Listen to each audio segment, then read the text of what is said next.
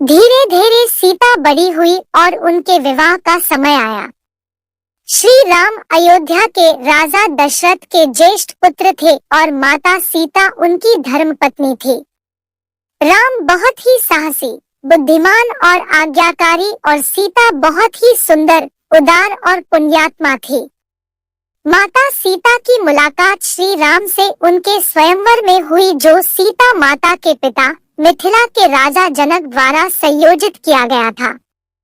यह स्वयंवर माता सीता के लिए अच्छे वर की खोज में आयोजित किया गया था। राजा जनक ने सीता का स्वयंवर रखा, जिसमें उन्होंने शिव जी के धनुष को उठाकर उसमें रस्सी चढ़ाने वाले व्यक्ति से सीता का विवाह कराने की शर्त राखी।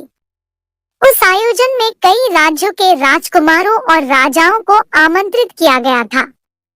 शर्त यह थी कि जो कोई भी शिव धनुष को उठाकर धनुष के तार को खींच सकेगा, उसी का विवाह सीता से होगा।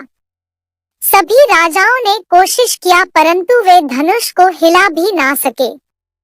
जब श्री राम की बारी आई तो श्री राम ने एक ही हाथ से धनुष उठा लिया और जैसे ही उसके तार को खींचने की कोशिश की, वह धनुष 2 टुकड़ों में टूट गया।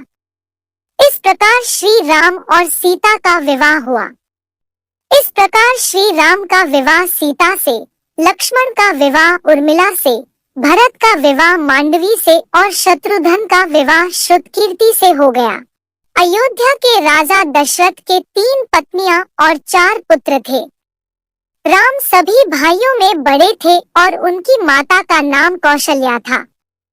भरत राजा दशरथ के दूसरी और प्रिय पत्नी कैकेयी के पुत्र थे।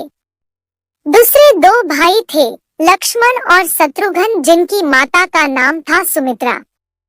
जब राम को एक तरफ राज तिलक करने की तैयारी हो रही थी, तभी उसकी सौतेली माँ कैकेयी अपने पुत्र भरत को अयोध्या का राजा बनाने का षड्यंत्र रच रही थी। यह षड्यंत्र बूढ़ी मंथरा के द्वारा किया गया था। रानी कैकेयी ने एक बार राजा दशरथ की जीवन की रक्षा की थी। तब राजा दशरथ ने उन्हें कुछ भी मांगने के लिए पूछा था, पर कैकेयी ने कहा, समय आने पर मैं मांग लूंगी। उसी वचन के बल पर कैकेयी ने राजा दशरथ से पुत्र भरत के लिए अयोध्या का सिंहासन और राम के लिए 14 वर्ष का वनवास मांगा। श्री राम तो आज्ञाकारी थे, इसलिए उन्होंने अपने सौतेली माँ कैकेयी की बातों को आशीर्वाद माना और माता सीता और प्रिय भाई लक्ष्मण के साथ 14 वर्ष का वनवास व्यतीत करने के लिए राज्य छोड़कर चले गए। इस असीम दुख को राजा दशरथ सह नहीं पाए और उनकी मृत्यु हो गई। कैकेयी के पुत्र भरत को जब यह बात पता चली तो उसने भी राजगद्दी लेने से इनकार कर दिया।